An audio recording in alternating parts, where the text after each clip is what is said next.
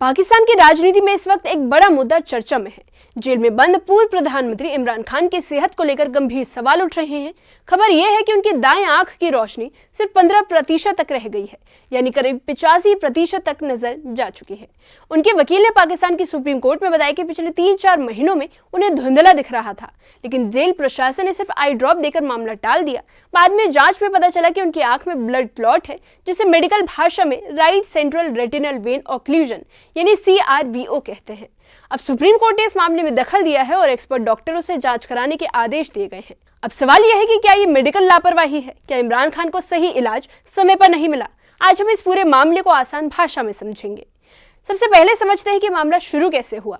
बताया जा रहा है कि अक्टूबर-नवंबर 2025 के आसपास इमरान खान को दाईं आंख से धुंधला से दिखने लगा। पहले उनकी नजर बिल्कुल ठीक थी, जिसे 6/6 विजन कहते हैं, लेकिन धीरे धीरे उन्हें साफ दिखना बंद हो गया।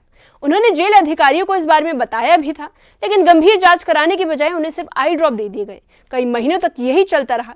अब आप जरा सोचिए कि अगर किसी की आंखों की रोशनी कम हो रही हो और समय पर स्पेशलिस्ट इलाज न मिले तो हालात कितने बिगड़ सकते हैं, और यही हुआ। शुरुआत में मामूली शिकायत समझी गई, लेकिन अंदर ही अंदर एक बड़ी मेडिकल समस्या बढ़ रही थी। अब समझिए कि असली बीमारी क्या निकली। डॉक्टरों ने बाद में बताया कि उनकी आंख में ब्लड क्लॉट बना है। मेडिकल भाषा में इसे right central retinal vein occlusion यानी CRVO कहते हैं। आसान शब्दों में कहें तो आंख की रेटिना की नस में रुकावट आ गई है। जब नस ब्लॉक हो जाती है तो खून सही तरीके से नहीं बह पाता। इससे सूजन, ब्लीडिंग और स्थायी नुकसान हो सकता है, और यही वजह है कि उनकी दाईं आंख की रोशनी अचानक तेजी से कम हो गई है।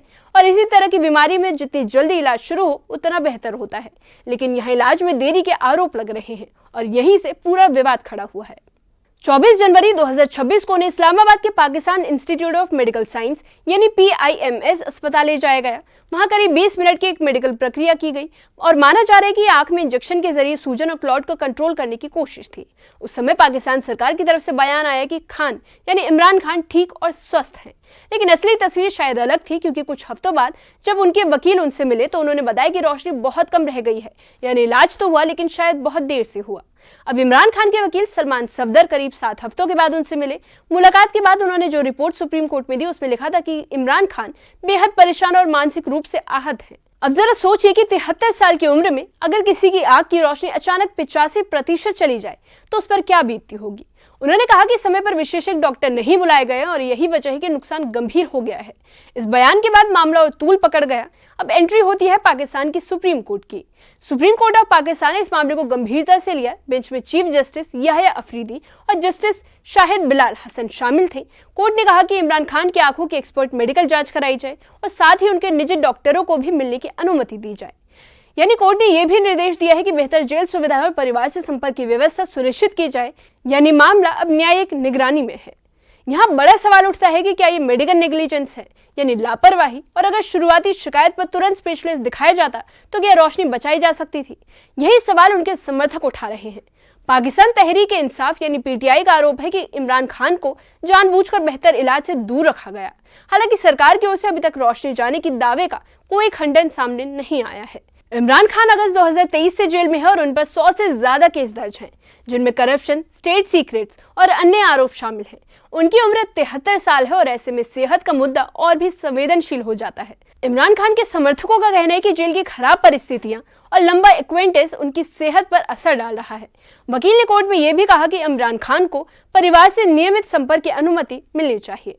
जान लेते हैं कि 15% विजन का मतलब क्या होता है। इसका मतलब है कि सामान्य इंसान की तुलना में उनकी दाईं आंख लगभग काम करना बंद कर चुकी है। उन्हें धुंधला, टूटा फूटा या बहुत सीमित दिखाई देता होगा। डॉक्टरों के मुताबिक CRVO में कई बार नुकसान स्थायी होता है, यानी जो रोशनी चली गई वो वापस आना मुश्किल होती है, और यही बात सबसे ज्यादा चिंता बढ़ा रही है। सरकार की तरफ से जनवरी में कहा गया था कि प्रक्रिया के बाद Imran Khan fine and healthy है, लेकिन वकील की रिपोर्ट इससे उलट तस्वीर पेश करती है। अब सच क्या है ये मेडिकल बोर्ड की रिपोर्ट में साफ होगा, लेकिन इस बीच राजनीतिक बयानबाजी तेज हो चुकी है। PTI नेता और समर्थकों ने इसे मानवाधिकार का मुद्दा बना दिया है। उनका कहना है कि एक पूर्व प्रधानमंत्री को बुनियादी मेडिकल सुविधा न मिलना चिंता की बात है।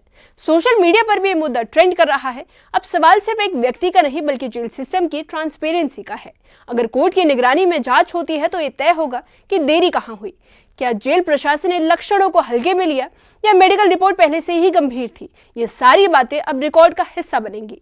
ये मामला सिर्फ मेडिकल का नहीं बल्कि राजनीतिक का भी है, क्योंकि इमरान खान पहले से ही कई कानूनी लड़ाइयां लड़ रहे थे और ऐसे में उनकी सेहत का मुद्दा सीधे उनके राजनीतिक भविष्य से जुड़ जाता है। फिलहाल सुप्रीम कोर्ट ने 16 फरवरी तक विशेष जांच के आदेश दिए हैं। अब सबकी नजर मेडिकल रिपोर्ट पर टिकी है कि क्या रोशनी वापस आएगी या ये नुकसान स्थायी रहेगा। ये आने वाले दिनों में साफ होगा। ये सिर्फ एक मेडिकल अपडेट नहीं बल्कि इंसाफ और इंसानियत से जुड़ा सवाल है।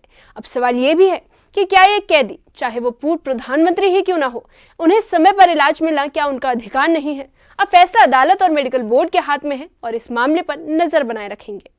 इस मामले पर आप क्या सोचते हैं? कमेंट सेक्शन में कमेंट करके बताइए।